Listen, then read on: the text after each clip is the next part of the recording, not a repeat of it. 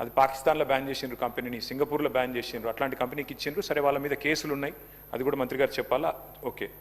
అందులో ఏం చెప్పారంటే అధ్యక్ష, ఆ రోజు శాసనసభకి ఇచ్చిన సమాధానంలో గౌరవ మంత్రి గారు డిపిఆర్ ప్రిపరేషన్కే 18 నెలలు పడుతుంది అని ఈ సంవత్సరం జనవరి నెలలో మంత్రి గారు చెప్పారు.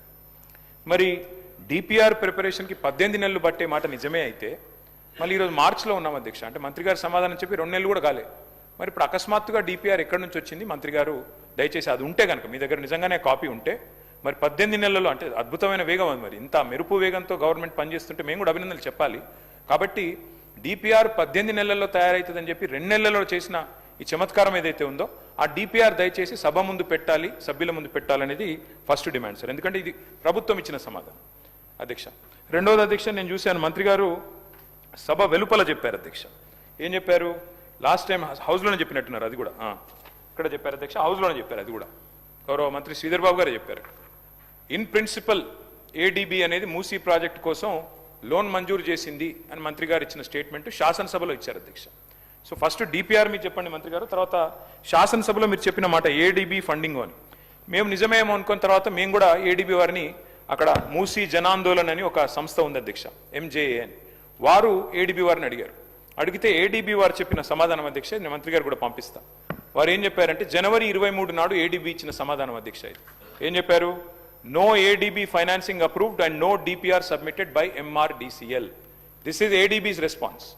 ఏషియన్ డెవలప్మెంట్ బ్యాంక్ చెప్తున్న మాట ఏంటంటే తప్పు, ఇన్ ప్రిన్సిపల్ అప్రూవల్ లేదు, ఏ అప్రూవల్ లేదు, ఇంతవరకు ఏడీబీ అప్పే ఇవ్వలేదు అని చెప్పి కుండబద్దలు కొడుతూ మాకు డిపిఆర్ సబ్మిట్ చేయలేదు, డిపిఆర్ సబ్మిట్ చేయండి పైసలు ఆడికెళ్ళిస్తామని చెప్పి ఏడీబీ చెప్పిన మాట నేను మంత్రి గారికి పంపిస్తాను, వారు చూసుకోవాలి.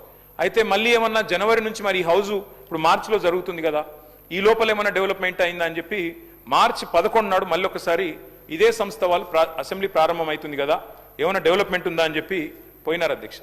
పోయితే మళ్ళీ మార్చి 11 నాడు ఏడీబీ ఏషియన్ డెవలప్మెంట్ బ్యాంక్ ఇచ్చిన లెటర్ అధ్యక్ష. ఏం చెప్పారు అధ్యక్ష అందులో? Status remains unchanged since our meeting with your group on 23rd జనవరి. అంటే 23rd జనవరి ఏ మాట అయితే చెప్పారో, ఏ లోను మంజూరు చేయలేదు, మాకు ఏ డిపిఆర్ గవర్నమెంట్ సబ్మిట్ చేయలేదనే మాట, దాని ప్రకారమే ఏడీబీ మళ్ళొక్కసారి ఈ నెల 11వ తారీఖు నాడు స్పష్టంగా ఉత్తరం రాసింది. ఇది కూడా నేను మంత్రి గారికి పంపుతున్నా. దయచేసి మంత్రి గారు కరెక్ట్ చేసుకోవాలా. Because either you are misleading the house or misleading the people or you are being misled by your officers. Either one of them it's true మంత్రి గారు. ఏడీబీ ఇంతవరకు ఇన్ ప్రిన్సిపల్ ఇయ్యలేదు, మీరు డిపిఆర్ ఇయ్యలేదు, మీ దగ్గర డిపిఆర్ లేదు.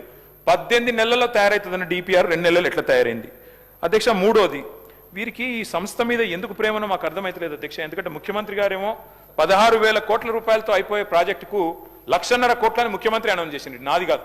Telangana CM announces 1.5 lakh crores beautification project for Musi. Telangana government to spend 1.5 lakh crore on Musi river front beautification.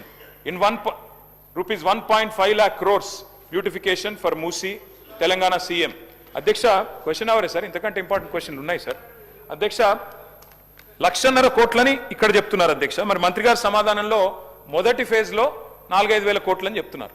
నేను అడుగుతా ఉన్నా అధ్యక్ష, మరి 1,50,000 కోట్లని ముఖ్యమంత్రి గారు చెప్తారు, మొదటి ఫేజ్ తర్వాత ఎన్ని ఫేజ్లు ఉంటాయి, ఎన్ని ఆస్తులు మీరు తీసుకుంటారు, ఏ రకంగా తీసుకుంటారు, ఎంతమంది గృహాలు కూలుస్తారు, మరి వాటి కోసం 1,50,000 కోట్లు ఎక్కడ ఖర్చు పెట్టబోతా ఉన్నారు, డీటెయిల్డ్గా మీరు సమాధానం చెప్పాలని ప్రభుత్వాన్ని కోరుతా ఉన్నాం అధ్యక్ష. ఈ మెయిన్ హార్ట్ అనే సంస్థ అధ్యక్ష, ఎవరికైతే వీరు మరి ఈ డిపిఆర్ తయారీ అప్పచెప్పారో వారి మీద ఇది పాకిస్తాన్ గవర్నమెంట్ పెట్టిన కేసుల అధ్యక్ష రెడ్ కార్నర్ నోటీస్ ఉంది.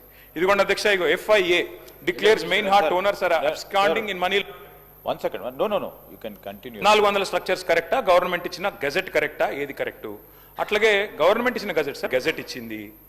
మరి 1,400 స్ట్రక్చర్స్ కరెక్టా, గవర్నమెంట్ ఇచ్చిన గెజెట్ కరెక్టా, ఏది కరెక్టు? అట్లాగే గవర్నమెంట్ ఇచ్చిన గెజెట్ సార్, నాదేం ప్రశ్న నుంచి నేను డివియేట్ కావట్లేదు. 10,000 ఎకరాలు 3,279 ఎకరాలు స్వాధీనం చేసుకుంటున్నామని చెప్పారు. మరి ఎక్కడ గెజెట్ తప్ప, మీరు ఇక్కడ అసెంబ్లీలో ఇచ్చిన సమాధానం తప్ప మంత్రి గారు చెప్పాలి. డిపిఆర్ తయారీకి మీరు అసెంబ్లీలో ఇచ్చిన సమాధానం 18 నెలలు పడుతుందని, మరి 2 నెలల్లో డిపిఆర్ ఎట్లా వచ్చింది? అంటే అకస్మాత్తుగా ఇంత ఫాస్ట్గా మెరుపు వేగంతో గవర్నమెంట్ ఎట్లా కదులుతోంది? అట్లాగే అధ్యక్ష ఇంకొకటి, అసలు 1,50,000 కోట్ల బడ్జెట్ అని ముఖ్యమంత్రి గారు చెప్పిన తర్వాత దీనికోసం ఈ రోజు గవర్నమెంట్ 5,000-4,000 కోట్లని ఎట్లా, మరి 1,50,000 కోట్లను 4-5 ఎట్లా తగ్గించారు? అదేం చమత్కారం చేశారు?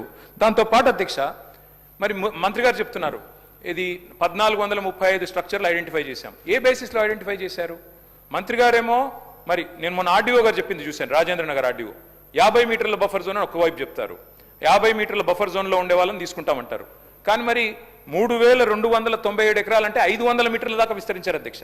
బఫర్ జోన్ ఎంత తీసుకుంటున్నారు, అసలు ప్రాజెక్ట్ యొక్క ఆలోచన ఏంది, 1,50,000 కోట్ల, 5,000 కోట్ల, 4,000 కోట్ల బ్లాక్ లిస్ట్ చేసిన కంపెనీలకు ఎందుకు ఇస్తున్నారు, డిపిఆర్ లేకుండా ఈ హడావుడు ఎందుకు, ఇల్లెందుకు కూలుస్తున్నారు, మొత్తం ఒక గృహ మీద యాగం ఎందుకు చేస్తున్నారు, దయచేసి మంత్రి గారు సమాధానం చెప్పాలని కోరుతా ఉన్నది. సుధీర్ రెడ్డి గారు.